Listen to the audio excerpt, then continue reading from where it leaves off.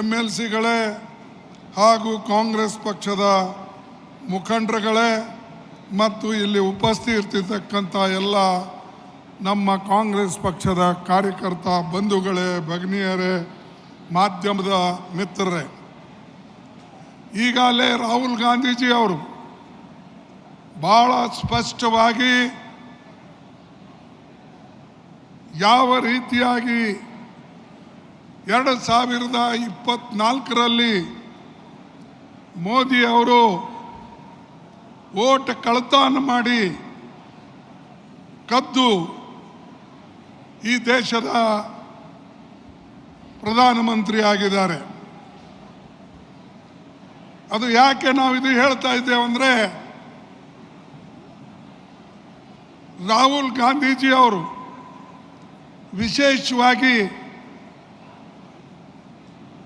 ಬೆಂಗಳೂರಿನಲ್ಲಿ ನಡೆದಂಥ ಚುನಾವಣೆಯಲ್ಲಿ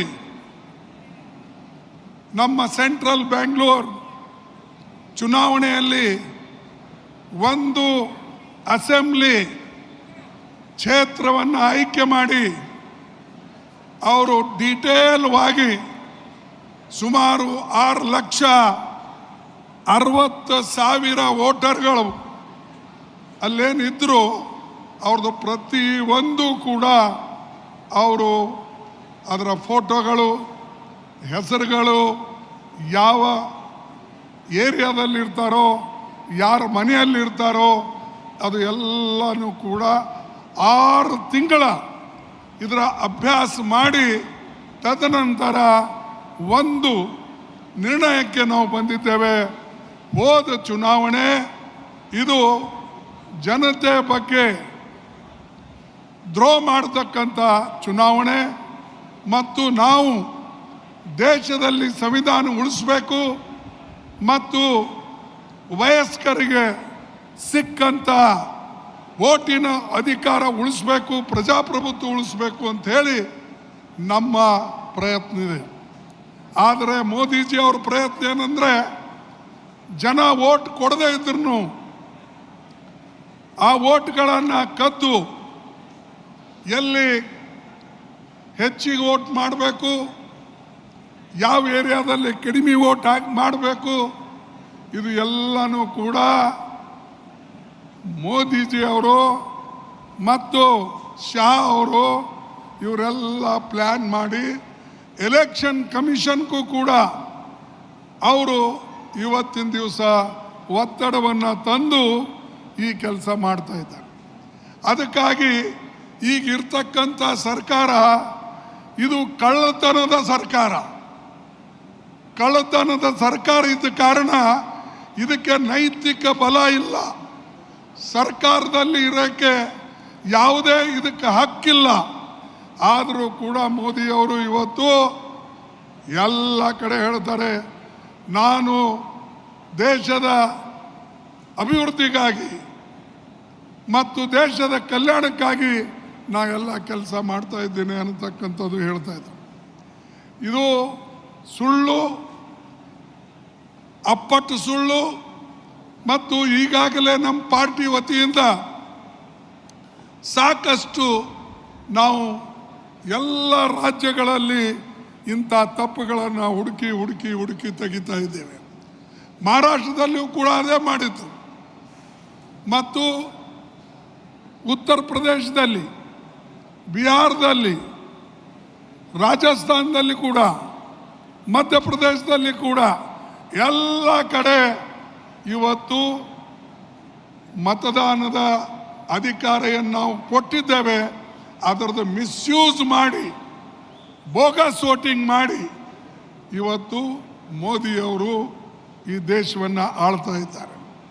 ಬಂಧುಗಳೇ, ನಾನು ನಿಮಗೆ ವಿಶೇಷವಾಗಿ ಈ ಮಾತನ್ನು 6 ವರ್ಷದ ಹಿಂದೆ ಹೇಳಿದ್ದೆ. 2019ನಲ್ಲಿ ಯಾವಾಗ ನಾನು ಮೊದಲನೇ ಸಲ ಸೋತೆ, ನನ್ನ ಜೀವನದಲ್ಲೇ ಸೋಲು ಕಂಡಿದ್ದು ಅದು ಒಂದೇ ಎಲೆಕ್ಷನ್.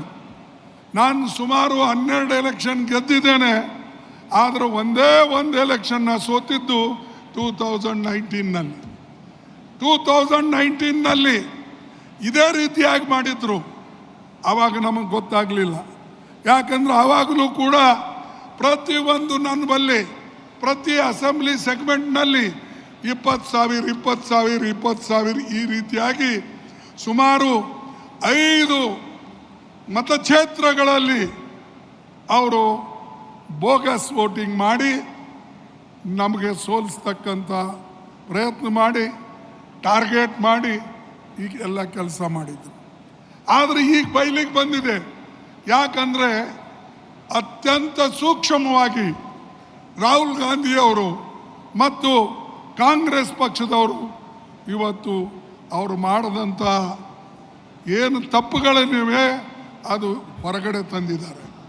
ಅದಕ್ಕಾಗಿ ನೀವು ಎಲ್ಲರೂ ಕೂಡ ಇದರ ಕಡೆ ಲಕ್ಷ್ಯ ಕೊಡಬೇಕು. ಪಾರ್ಟಿಯ ಮುಖಂಡರು ಚುನಾವಣೆಗಳೇ ಆಗ್ತವೆ ಹೋಗ್ತವೆ, ಆದರೆ ಚುನಾವಣೆ ರಕ್ಷಣೆ ಮಾಡೋದು ಗೆಲ್ಲತಕ್ಕಂಥದ್ದು ನಿಮ್ಮ ಜವಾಬ್ದಾರಿಯಾಗಿದೆ. ಅದಕ್ಕಾಗಿ ನಾನು ನಿಮಗೆ ವಿಶೇಷವಾಗಿ ಹೇಳ್ಕೊಡ್ತಕ್ಕಂಥದ್ದೇನೆಂದರೆ, ಈ ಮೋದಿ ಈಗಾಗಲೇ ಅನೇಕ ನಮ್ಮ ಕಾಂಗ್ರೆಸ್ ಕಾರ್ಯಕರ್ತರಿಗೆ ಬೇರೆ ಪಕ್ಷದವರಿಗೆ ಅವರಿಗೆಲ್ಲ ಹೆದರಿಸಿ ಬೆದರಿಸಿ ಇಡಿದು CBIದು CBCದು ಅನೇಕ ಕೆಲಸಗಳು ಅವ್ರು ಮಾಡಿದ್ದಾರೆ. ಹೆದರಿಸಿ ಮೆಜಾರಿಟಿ ಮಾಡಿಕೊಂಡಿದ್ದಾರೆ. ಅನೇಕ ರಾಜ್ಯಗಳಲ್ಲಿ ಅವರಿಗೆ ಮೆಜಾರಿಟಿ ಇರಲಿಲ್ಲ, ಆದರೂ ಕೂಡ ಪಕ್ಷಗಳನ್ನು ಒಡೆದು MLAಗಳನ್ನು ಖರೀದಿ ಮಾಡಿ ಸರ್ಕಾರ ಮಾಡ್ತಾ ಇದ್ದಾರೆ. ಅದೇ ರೀತಿಯಾಗಿ ಮಹಾರಾಷ್ಟ್ರನಾಗ ಆಯಿತು, ಹಿಂದೆ ನಮ್ಮ ಕರ್ನಾಟಕದಲ್ಲೇ ಆಯಿತು, ಅದೇ ರೀತಿಯಾಗಿ ಗೋವಾದಲ್ಲೇ ಆಯಿತು, ಮಣಿಪುರ್ನಲ್ಲೇ ಆಯಿತು. ಇವು ಎಲ್ಲ ಕಡೆ ಅವರು ಎಂದೂ ಎಲೆಕ್ಷನ್ದಲ್ಲಿ ಗೆದ್ದು ಬರಲಿಲ್ಲ. ಆದರೆ ಚುನಾವಣೆಯಲ್ಲಿ ಗೆದ್ದು ಬಂತ ಜನರಿಗೆ ಸೆಳ್ಕೊಂಡು ದುಡ್ಡು ಕೊಟ್ಟು ಆ ಸರ್ಕಾರಗಳನ್ನು ಮಾಡಿದ್ರು. ಈಗ ಅದೇ ಚಾಳಿ ಅವ್ರದ್ದಿದೆ. ಅದಕ್ಕಾಗಿ ಅವರಿಗೆ ನಾವು ಬುದ್ಧಿ ಕಲಿಸ್ಬೇಕಾಗಿದೆ. ಮತ್ತು ವಿಶೇಷವಾಗಿ ಈ ನಮ್ಮ 2024 ಎಲೆಕ್ಷನ್ ಏನಿದೆ ಅದು ನಿಜವಾಗಲೂ ಮೋದಿ ಆ್ಯಂಡ್ ಕಂಪ್ನಿ ಗೆದ್ದಿಲ್ಲ. ಅವರು ನೇರವಾಗಿ ಚುನಾವಣೆ ಗೆದ್ದಿಲ್ಲ, ಕಳ್ಳತನದಿಂದ ಚುನಾವಣೆ ಗೆದ್ದಿದ್ದಾರೆ. ಆ ಸರ್ಕಾರ ಬಹುಕಾಲ ಉಳಿಯೋದಿಲ್ಲ. ಅವ್ರು ಎಲ್ಲೇ ಇರಲಿ ನಾವು ಹೊರಗೆ ತರ್ತೇವೆ, ಹೊರಗಡೆ ತಂದು ಅವರಿಗೆ ಜನರಿಂದ ಚೀಮಾರಿ ಹಾಕಿಸ್ತೇವೆ. ಯಾಕಂದರೆ ನಿಮಗೆ ಎಂದೂ ಕೂಡ ತಪ್ಪದ ದಾರಿಗೆ ನಾವು ಹೋಗಕ್ಕೆ ಬಿಡೋದಿಲ್ಲ. ಅದಕ್ಕಾಗಿ ಇವತ್ತು ವಿಶೇಷವಾಗಿ ನಾವು ಇವತ್ತು ಯಾರಿಗೆ ಜನಬೆಂಬಲ ಇಲ್ಲ ಅಂತ ಪ್ರಧಾನಮಂತ್ರಿ ಇವತ್ತು ನಮ್ಮ ದೇಶದಲ್ಲಿ ಇದ್ದಾನೆ. ಅವರಿಗೆ ಕೆಳಗಿಳಿಸ್ತಕ್ಕಂಥದ್ದು ಒಂದೇ ಅಲ್ಲ, ಬುದ್ಧಿ ಕಲಿಸ್ತಕ್ಕಂಥದ್ದು ಸ್ಪಷ್ಟವಾಗಿ ಹೇಳಬೇಕು. ದೇಶದ ಆರ್ಥಿಕ ವ್ಯವಸ್ಥೆ ಕೆಡಿಸ್ತಾ ಇದ್ದಾನೆ. ದೇಶದಲ್ಲಿ ನೆಮ್ಮದಿಯಿಂದ ಜನ ಇರಕ್ಕೆ ಸಾಧ್ಯ ಇಲ್ಲ. ಇದರ ಹಿಂದೆ ಅನೇಕ ತಪ್ಪ ಮಾಡಿದ್ರು. ನೋಟ್ಬಂದಿ ಆಗಲಿ ಅವು ಆಗಲಿ ಇವೆಲ್ಲನೂ ನಾವು ಮತ್ತೆ ಪುನಃ ಹೇಳಕ್ಕೆ ಹೋಗೋದಿಲ್ಲ. ಅವೆಲ್ಲ ಮಾಡಿ ದೇಶ ಬರ್ಬಾದ್ ಮಾಡಿಬಿಟ್ರು. ಈಗ ಪುನಃ ಇನ್ನೊಂದು ತಪ್ಪು ಮಾಡಿ ದೇಶ ಹಾಳು ಮಾಡ್ತಾ ಇದ್ದಾರೆ.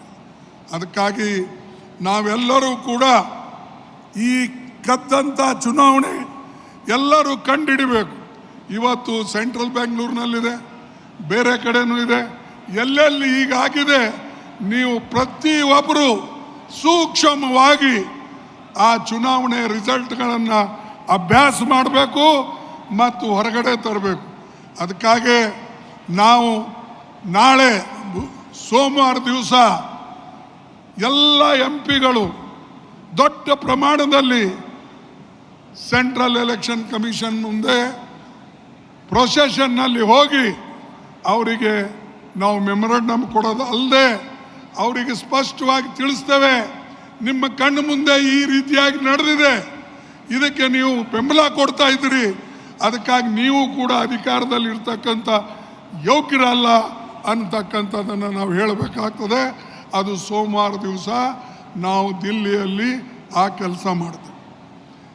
ಅದೇ ರೀತಿಯಾಗಿ ಇಂಡಿಯಾ ಅಲೈನ್ಸ್ ಪಾರ್ಟಿಗಳಿಗೆ ನಾವು ನಿನ್ನೆ ರಾಹುಲ್ ಗಾಂಧೀಜಿ ಅವರ ನಿವಾಸದಲ್ಲಿ ಕರೆದಿದ್ದೇವೆ. ಎಲ್ಲರನ್ನ ಕರೆದು ನಾವು ಸ್ಪಷ್ಟವಾಗಿ ಹೇಳಿದ್ದೇವೆ, ನಾವು ಒಕ್ಕಟ್ಟಾಗಿರ್ಬೇಕು, ಒಂದಾಗಿರ್ಬೇಕು. ನಾವು ಒಂದಾಗಿದ್ದರೆ ತಾನೇ ಈ ಮೋದಿ ಅವರ ಕಳ್ಳಾಟ ನಡೆಯೋದಿಲ್ಲ. ಇಲ್ಲದ್ರೆ ಇದೇ ರೀತಿಯಾಗಿ ಅವರು ಕಳ್ಳತನ ಮಾಡಿ ಮಾಡಿ ಮಾಡಿ ಅಧಿಕಾರದಲ್ಲಿರ್ತಾರೆ. ಇದು ಒಂದು. ಅದಕ್ಕಾಗಿ ಇವರಿಗೆ ಅಧಿಕಾರದಿಂದ ಇಳಿಸೋದು ಅತ್ಯಂತ ಮಹತ್ವದು. ಎರಡನೇದು, ನಮ್ಮ ಶಿಕ್ಷಣ ಕ್ಷೇತ್ರದಲ್ಲಿ ಕೈ ಆಡಿಸ್ತಾರೆ. ಅವರಿಗೆ ಅಧಿಕಾರ ಇದೆ ಅಂಥೇಳಿ ನಾನು ನಿಮ್ಮಲ್ಲೆಲ್ಲರಿಗೆ ವಿನಂತಿ ಮಾಡಿಕೊಳ್ತಕ್ಕಂಥದ್ದು ಒಂದೇ, ಏನಂದರೆ Quit India movement. Mahatma Gandhiji ಅವರು 9ನೇ ತಾರೀಕು ಅವರು ಅಂದಿನ ಕಾಲದಲ್ಲಿ ಮಾಡಿದರು, ಆಗಸ್ಟ್ 9. ಈಗ ನಾವು ಈ ದೇಶದ ಸಂವಿಧಾನ ರಕ್ಷಣೆ ಮಾಡೋಕ್ಕೆ, ಡೆಮಾಕ್ರಸಿ ರಕ್ಷಣೆ ಮಾಡೋಕ್ಕೆ ನಾವು ಎಲ್ಲರೂ ಕೂಡ ಕ್ವಿಟ್ ನಮ್ಮ ಇಂಡಿಯಾ ಮೂಮೆಂಟ್ದಾಗೆ ನಾವು ಇದನ್ನು ಇಲ್ಲಿ ಮಾಡಬೇಕಾಗ್ತದೆ. ಅದಕ್ಕಾಗಿ ಈ ಒಂದು ಕ್ವಿಟ್ ಇಂಡಿಯಾ ಮೂಮೆಂಟ್ ಹೆಂಗೆ ಡೂ ಆ್ಯಂಡ್ ಡೈ ಅಂತಕ್ಕಂಥದ್ದು ಗಾಂಧೀಜಿ ಮಾಡಿದ್ರು. ನಾವು ನಮ್ಮ ಪ್ರಜಾಪ್ರಭುತ್ವವನ್ನು ಉಳಿಸೋಕ್ಕೆ, ನಮ್ಮ ಲೋಕತಂತ್ರದ ರಕ್ಷಣೆಗಾಗಿ, ನಮ್ಮ ಸಂವಿಧಾನದ ರಕ್ಷಣೆಗಾಗಿ ಡೂ ಆ್ಯಂಡ್ ಡೈ ಅನ್ನತಕ್ಕಂಥ ಒಂದು ಸ್ಲೋಗನ್ನ ತೆಗೆದುಕೊಂಡು ನಾವು ಹೋಗಬೇಕು, ಆ ಪ್ರಯತ್ನ ಮಾಡಬೇಕು. ಯಾಕಂದರೆ ನಮ್ಮ ಓಟೇ ಕಸ್ಕೊಂಡ್ಮೇಲೆ, ನಮಗೆ ಮತದಾನ ನಮ್ಮದು ತೆಗೆದುಕೊಂಡ್ಮೇಲೆ ನಮಗೆ ಅಸ್ತಿತ್ವ ಇರೋದಿಲ್ಲ ದೇಶದಲ್ಲಿ, ನಾವು ನಾಗರಿಕನೂ ಅಲ್ಲ. ಅದಕ್ಕಾಗಿ ಈ ಕೆಲಸವನ್ನು ನೀವೆಲ್ಲರೂ ಕೂಡ ಮಾಡ್ತೀರಿ ಅನ್ನತಕ್ಕಂಥ ಮಾತನ್ನು ಇವತ್ತು ಹೇಳಿ ನಾವೆಲ್ಲರ ಜೊತೆಯಲ್ಲಿ ಸಂಪರ್ಕ ಕೂಡ ಮಾಡ್ತಾ ಇದ್ದೇವೆ. ನಾನು ವಿಶೇಷವಾಗಿ ರಾಹುಲ್ ಗಾಂಧೀಜಿ ಅವರಿಗೆ ಧನ್ಯವಾದ ಹೇಳ್ತೇನೆ. ಯಾಕಂದರೆ ಅವರು ಪ್ರತಿ ಒಂದು ಕಡೆ ಹೋಗಿ ಇಂಥ ಒಂದು ಏನು ನಮ್ಮ ಕೆಟ್ಟ ಬೆಳವಣಿಗೆಗಳಾಗ್ತಾ ಇವೆ ಅದಕ್ಕೆ ಅವರು ಎತ್ತಿ ತೋರಿಸಿ ಜನಜಾಗೃತಿ ಮಾಡ್ತಕ್ಕಂಥ ಕೆಲಸ ಮಾಡ್ತಾ ಇದ್ದಾರೆ. ಅದಕ್ಕಾಗಿ ಅವರಿಗೆ ನಾನು ಧನ್ಯವಾದ ಕೊಡ್ತೇನೆ. ಇಷ್ಟು ಧೈರ್ಯದಿಂದ ಕೆಲಸ ಮಾಡ್ತಕ್ಕಂಥ ನಾಯಕ ಯಾರೂ ನಮ್ಮ ದೇಶದಲ್ಲಿ ಇವತ್ತು ಇಲ್ಲ. ರಾಹುಲ್ ಗಾಂಧಿ ಅವರಿಗೆ ಬಿಟ್ಟು ಬೇರೆ ಯಾರೂ ಕೂಡ ಇಲ್ಲ. ಎಲ್ಲಕ್ಕೂ ತಯಾರು, ಪ್ರೊಸೆಷನ್ ಹೋಗೋಕ್ಕೂ ತಯಾರು, ಅರೆಸ್ಟ್ ಆಗೋಕ್ಕೂ ತಯಾರು, ತನ್ನ ಐಡಿಯಾಲಜಿಗೆ ಜನರ ಮುಂದೆ ಇಟ್ಟು ಜೈಲಿಗೆ ಹೋಗೋಕ್ಕೂ ತಯಾರು. ಅವ್ರ ಮೇಲೆ ಇವತ್ತು ಅನೇಕ ಕೇಸ್ ಇವೆ, 40-50 ಕೇಸ್ಗಳಿವೆ. ಪ್ರತಿ ಒಂದು ಕೋರ್ಟಿಗೆ ಅವ್ರು ಹೋಗ್ತಾರೆ, ಪ್ರತಿ ಒಂದು ಕಡೆ ಹೋಗಿ ಜನರಿಗೆ ಜಾಗೃತಿ ಮಾಡ್ತಕ್ಕಂಥ ಕೆಲಸ ಇವತ್ತು ಡೆಮಾಕ್ರಸಿ ಬಗ್ಗೆ, ಸಂವಿಧಾನ ಬಗ್ಗೆ ಮಾಡ್ತಾ ಇದ್ದಾರೆ. ನಾವೆಲ್ಲರೂ ಕೂಡ ಒಂದಾಗಿ ಅವರಿಗೆ ಬೆಂಬಲ ಕೊಡಬೇಕು. ಮತ್ತು ಅದೇ ರೀತಿಯಾಗಿ ಕ್ವಿಟ್ ಇಂಡಿಯಾ ಮೂವ್ಮೆಂಟ್ ಬಗ್ಗೆ ಡೂ ಆ್ಯಂಡ್ ಡೈ ಅನ್ನತಕ್ಕಂಥ ಸ್ಲೋಗನನ್ನು ತೆಗೆದುಕೊಂಡು ನಾವು ಮುಂದೆ ಹೋಗಬೇಕು ಅನ್ನತಕ್ಕಂಥ ಮಾತನ್ನು ನಾನು ನಿಮಗೆ ಹೇಳಿ ನನ್ನ 4 ಮಾತು ಮುಗಿಸ್ತೇನೆ. ಜೈ ಹಿಂದ್, ಜೈ ಕಾಂಗ್ರೆಸ್, ಜೈ ಹಿಂದ್. ಏನು ಇವತ್ತು ಸಪ್ಪಗಿದ್ರಿ ಅಲ್ಲ, ಜೈ ಹಿಂದ್, ಜೈ ಹಿಂದ್, ಜೈ ಹಿಂದ್, ಜೈ ಕಾಂಗ್ರೆಸ್, ಜೈ ಕಾಂಗ್ರೆಸ್. ನಿಮ್ಮೆಲ್ಲರಿಗೆ ಧನ್ಯವಾದ. ಈ ಕಳ್ಳತನದಿಂದ ಅಧಿಕಾರದಲ್ಲಿ ಇರ್ತಕ್ಕಂಥವ್ರಿಗೆ ಓಡಿಸ್ಬೇಕು ಅಂತ ಇನ್ನೊಮ್ಮೆ ಹೇಳಿ ನನ್ನ ಮಾತು ಮುಗಿಸ್ತೇನೆ. ಜೈ ಹಿಂದ್.